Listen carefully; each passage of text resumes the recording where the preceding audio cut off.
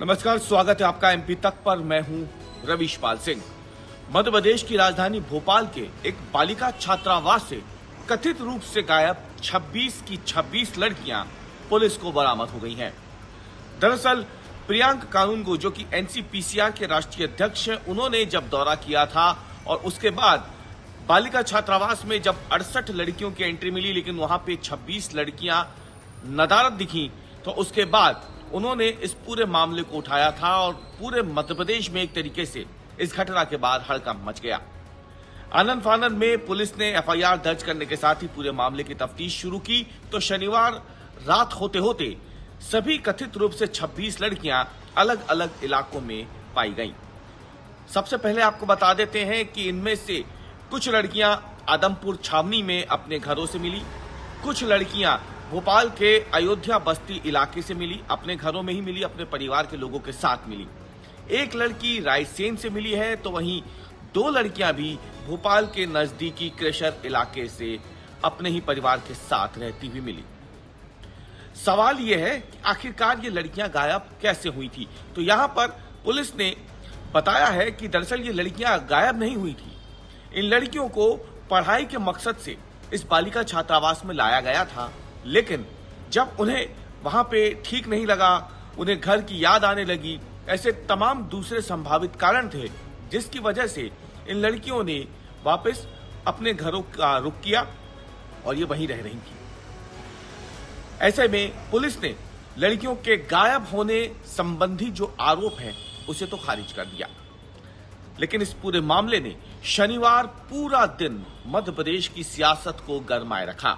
कांग्रेस ने जमकर आरोप लगाए भारतीय जनता पार्टी पे, जो कि सत्तारूढ़ दल है, तो वहीं दूसरी तरफ भारतीय जनता पार्टी एक के बाद एक जिस तेजी से जांच के, भारतीय जनता पार्टी की जो सरकार है उसने इस पूरे मामले में जिस तेजी से जांच की और सभी कथित रूप से गायब बच्चियों को बरामद किया गया, वो भी अपने आप में ध्यान देने वाली बात है। लेकिन हम आपको बताते हैं कि दरअसल ये पूरा मामला था क्या और कैसे, किन लोगों पर इस पर अब तक कार्रवाई हुई है। तो आपको बताएं कि इस पूरे मामले में अब तक मध्य प्रदेश सरकार ने 3 अफसरों को निलंबित कर दिया है, जिनमें से 2 अफसर महिला बाल विकास विभाग के हैं और तीसरी जो अफसर हैं वो उनके ऊपर जिम्मेदारी थी रखरखाव की, उन्हें भी, उनको मतलब पूरा एक जो यहाँ पे घटनाक्रम हो रहा है तमाम चीजों की जानकारी होनी चाहिए थी, उन्हें भी निलंबित कर दिया गया है।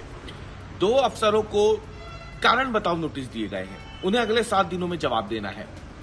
हो सकता है उन पे भी आगे जाके गाज गिरेगी। इस पूरे मामले की शुरुआत होती है दरअसल शुक्रवार से। बाल अधिकार संरक्षण आयोग के अध्यक्ष प्रियांक कानूनगो एक औचक दौरा करते हैं भोपाल से करीब 20 किलोमीटर दूर तारा सेवनिया इलाके के पास आंचल बालिका छात्रावास का।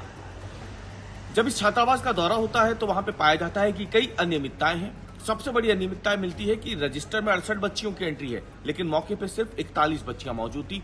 26 बच्चियां कहां गई? इसका जवाब जो संचालक थे अनिल मैथ्यू उस बालिका छात्रावास को, उनकी तरफ से संतोषजनक कोई जवाब नहीं दिया गया। उसके बाद ये मामला तूल पकड़ गया। कई दूसरी अनियमितताएं मिली। आरोप यह लगा एनसीपीसीआर की तरफ से कि यहां पर एक ही धर्म विशेष की प्रार्थना जो है वो करवाई जा रही है, जबकि वहां पे पढ़ने वाली लड़कियां उनमें से कई हिंदू धर्म से भी आती है, लेकिन उन्हें ईसाई पद्धति से पूजा करने की बात उनकी सामने आई। इसलिए जो एफआईआर पुलिस ने दर्ज की उसमें धर्म स्वातंत्र अधिनियम का भी जिक्र है, उनकी धाराओं के तहत भी एफआईआर दर्ज हुई है। कई दूसरी अनियमितताएं पाई गई थी। आरोप लगाया गया कि बालिका छात्रावास है तो फिर यहाँ पे बालिकाओं के लिए महिला गार्ड तो है ही, लेकिन पुरुष गार्ड की जरूरत क्यों है, ये भी आरोप लगाए गए।